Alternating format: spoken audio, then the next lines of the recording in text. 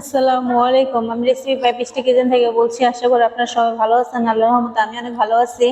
আজকে আমি তৈরি করে দেখাবো সাবুদানা পুডিং রেসিপি। আশা করি ভিডিওটি ভালো লাগবে। এই সাবুদানা পুডিংটি আপনারা খুব সহজে বাড়িতে তৈরি করে নিতে পারেন। আশা করি ভিডিওটি ভালো লাগবে। যদি ভিডিওটি ভালো লাগে তাহলে অবশ্যই একটি লাইক এন্ড সাবস্ক্রাইব করে দিবেন। ভিডিওটি না টেনে সম্পূর্ণ দেখার অনুরোধ রইল। এই সাবুদানা পুডিংটি খেতে খুবই মজা এবং অসাধারণ। আপনারা খুব সহজে বাড়িতে এই সাবুদানা পুডিংটি তৈরি করে নিতে পারেন মাত্র অল্প কিছু উপকরণ দিয়ে। আপনারা গরমে ঠান্ডা ঠান্ডা এই পুডিংটি বাড়িতে বানিয়ে খেতে পারেন। গরমের মধ্যে এই পুডিংটি ঠান্ডা ঠান্ডা খেতে খুবই ভালো লাগবে।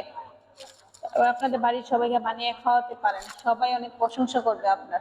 যাকে আপনি একবার এই পুডিংটি বানিয়ে খাওয়াবেন সে আপনার অনেক প্রশংসা করবে। সবাই বাড়িতে একবার হলো ট্রাই করবেন আমার রেসিপিটি দেখে। যদি ভিডিওটি ভালো লাগে তাহলে অবশ্যই একটি লাইক এন্ড সাবস্ক্রাইব করে দিবেন। আর যদি ভালো লেগে থাকে তাহলে আমাকে একটি কমেন্ট করে জানাতে পারেন।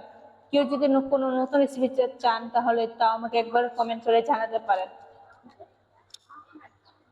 এই সাবুদানা পুডিংটি তৈরি করার জন্য প্রথমে আমি এখানে নিয়েছি 2 কাপের মতো সাবুদানা।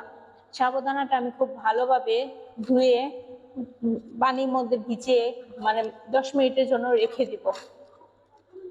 আমি এখানে 2 কাপের মতো সাবুদানা নিয়েছি। আপনারা চাইলে বাড়িয়ে কমিয়ে নিতে পারেন। যে যতটুকু পরিমাণে দুধ দেবে সে অনুযায়ী সাবুদানাটা ব্যবহার করবেন। এখন আমি সাবুদানাটা খুব ভালোভাবে ধুয়ে 10 মিনিটের জন্য পানি দিয়ে ভিজিয়ে রাখবো।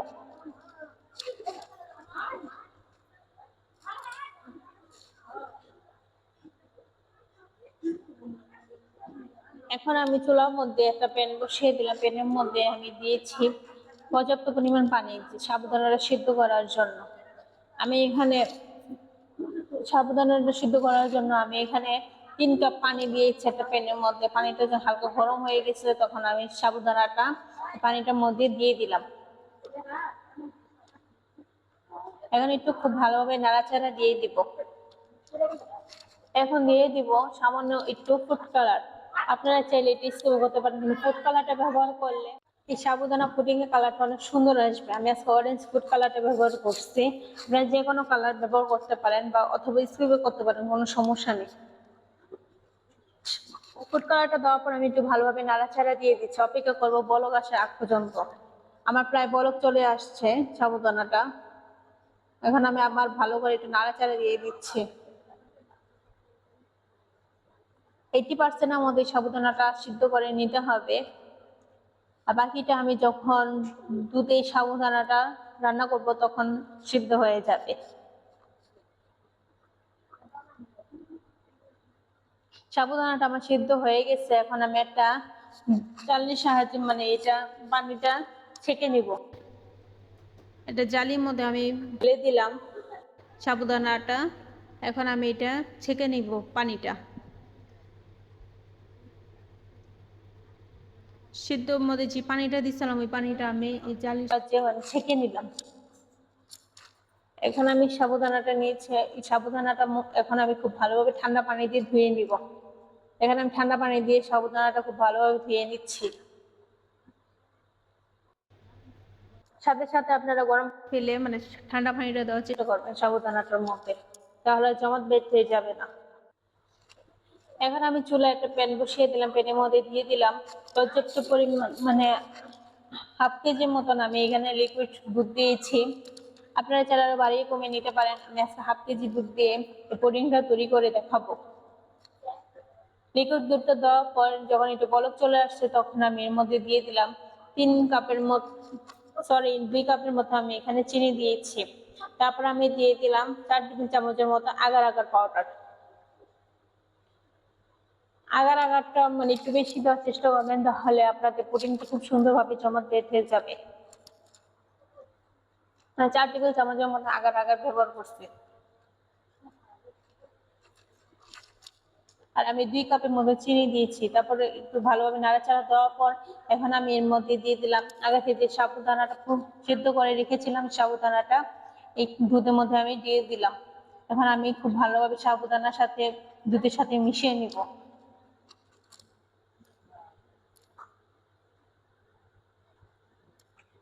ভালোভাবে আমি মিশিয়ে নিচ্ছি।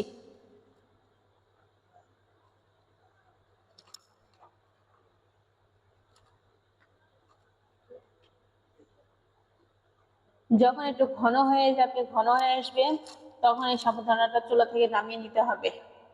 সাবুদানাটা মানে আমার দুধের সাথে রান্না করা হয়ে গেছে।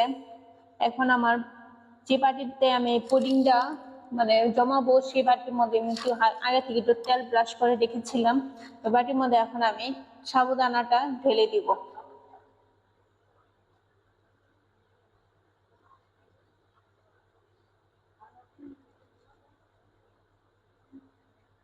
আমি বাটির মধ্যে অর্ধেক পরিমাণ সাবুদানা দিয়েছি, আর বাকিটা আমি অন্য বাটির মধ্যে জমাবো।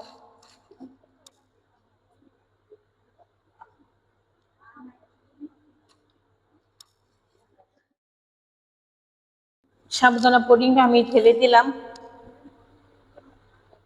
এখন আমি এটা ঠান্ডা বাতাস সময় আমি রেখে দিব।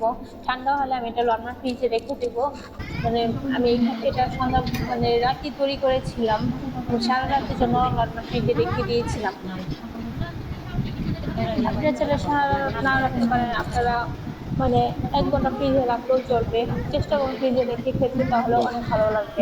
ঠান্ডা হলে এটা এমনিতে জমা বেঁধে যায়, তারপরেও ফ্রিজে রেখে খেলে অনেক ভালো লাগে খেতে। আমি সারা রাতের জন্য রেখে দিয়েছিলাম সাবুদানাটা, পুডিংটা আরো সুন্দর হবে তার জন্য।